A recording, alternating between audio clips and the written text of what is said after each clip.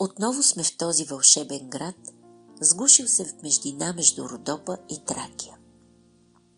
Следваме чая и вечерника, увлечени от чувството за свято място. Култура и традиции, дух и гордост се събират с виночерпци и каленички, пораснали, носещи светлината и опиянението от красота. Патосът ни не е случайен, породен от наследството от художници и писатели, музиканти и артисти.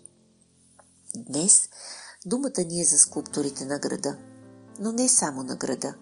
Имената на Коста Ламбрев, Петко Москов, Христо Чилингиров, Христо Венев са известни в цяла България. Краткият ни филм няма как да обхване таланта и творчеството на всички тях, а има и млади съвременници като Огнян Читаков и Русен Дойков. Затова се спираме на този, който бе пръв и който е роден преди век – Коста Ламбрев. Авторът на едни от най-обичните скулптури в града ни, творил и в Пловдив, и в много от родопските градчета. 100-годишният юбилей е повод да се представи и оцени качеството и многообразието на създадените от него творби и владеенето на едни от най-трудните техники в пластичното изкуство. Работите му от мрамор, гранит и варовик са монументални, а глината и керамиката е ажурна и нежна, повлияна от тракийските мистерии. Пластиките на Ламбрев са връх в българското металолеене, а бронзовите отливки ваят наследство от българските традиции. Материални носители въплатили изконни български традиции и смели философско-мистични таинства. Произведения, които са в спомените и в ежедневието на вече 3 поколения и за чието автор, съдба и цялостно творчество знаем твърде малко. Коста Ламбрев е роден на 29 декември 1923 г. в Асеновград. През 1940 г. е приет в Художествената академия в София, специално скулптура в класа на професор Иван Лазаров. По време на следването си живее в дома на свързания с града професор Симеон Велков Белишки. Върху оформянето му като творец своята роля играят високо ерудирани автори и мислители от кръга на професор Велков и професор Николай Райнов. Завършва Художествената академия през 1944 г. в дипломна работа скулптурата «Работничката». Завръща се в Асеновград, сродява се с големия родопски фотограф Крум Савов и веднага започва да твори и да участва в годишните окръжни художествени изложби в Пловдив, редом с Златю Бояджиев, Ангел Коларов, Петко Абаджиев, Живка Пейчева и редица други от големите художествени таланти от Пловдив. Още като млад автор на окръжната изложба през 1955 г. привлича огромно внимание на автори и изкуствоведи от небеизвестната пловдивска група с скулптурата «Пред разстрел». Тя е откупена и поставена в тогавашния музей на революционното движение.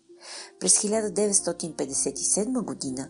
младия Коста Ламбрев проявява изключително за времето новаторство и става автор на първата българска скулптурна композиция «Без гръб». Творбата Кочо Честименски 1876 е замислена като 17-фигурна композиция, която да предаде трагедията на Баташкото клане, но остава недовършена. Днес скулптурата е в историческия музей в град Перущица. Най-мащабният отпечатък от асеновградския период остават скулптурните композиции, декориращи двата основни моста на града. Централният мост между площадите Тракия и България е строен още преди промените в политическата обстановка през септември 1944 година. С доста трудности е завършен чак през 1946 година, а декорирането му се отлага с още 15 години. Вдъхновен и подкрепен от архитект Матеев, Коста Ламбрев създава 4 вази с пластики на Асеневите войни. Новия мост при пазара се строи в края на 60-те години. В духа на стилистиката на времето се търси внимателно автор, който да създаде вдъхновяващи композиции. Причината е, че Панаирният мост Пловдив, завършен през 1960 година, е с критикувани като качество и естетика композиции. И изборът пада на утвърдения вече, макар и само на 46 години, творец. С помощник като Васил Папазов и многомесечен труд композициите са готови. Те са с много силна символика. Раждането на живота. Защо съм роден на тази земя? Радостта от живота и поглед в бъдещето. Ламбрев умело завуалира господстващите политически догми и променливи властови намерения.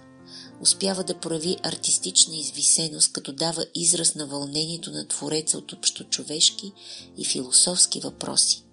Резултатът е развитие и трансформиране на пластическия изказ в фигуралната композиция, както и в голото тяло.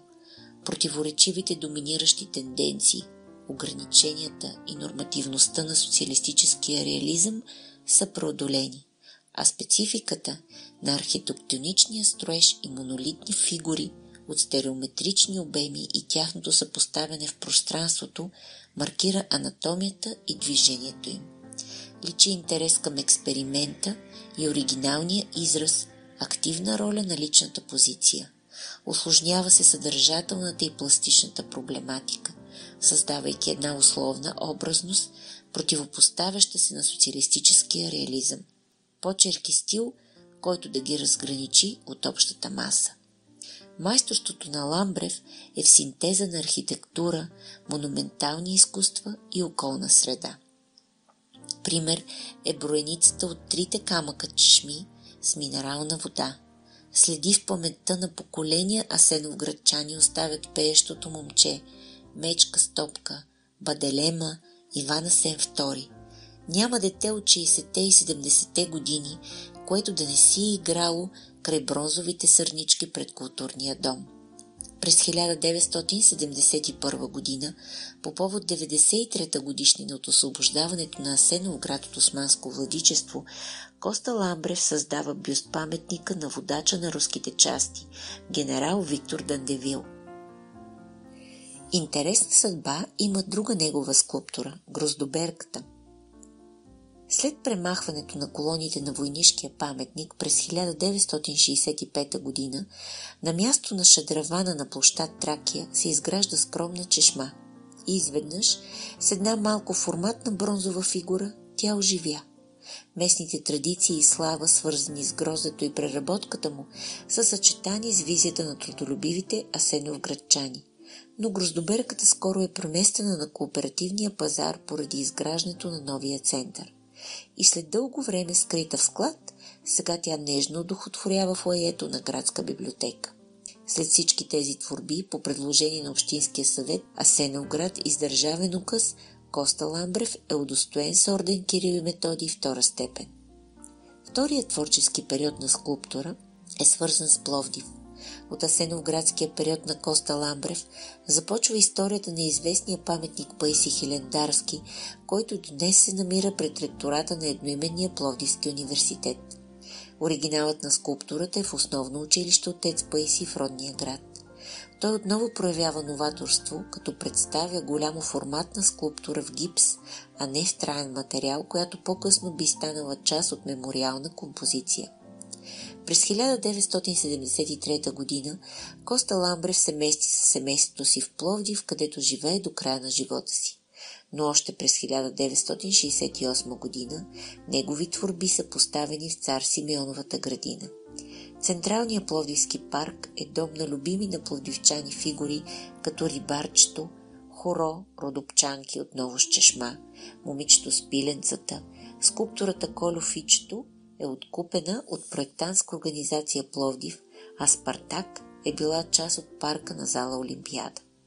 Ламбрев продължава да въплъщава творчески дух и в не толкова известни на обществеността скулптури като Орфей, Хорото, Ахтрянката, Голо момиче, Левски, Момиче с зайче, Работничката, Куче-ловец, Виден български първенец, Български войн и други, с които е изпълнено неговото ателие.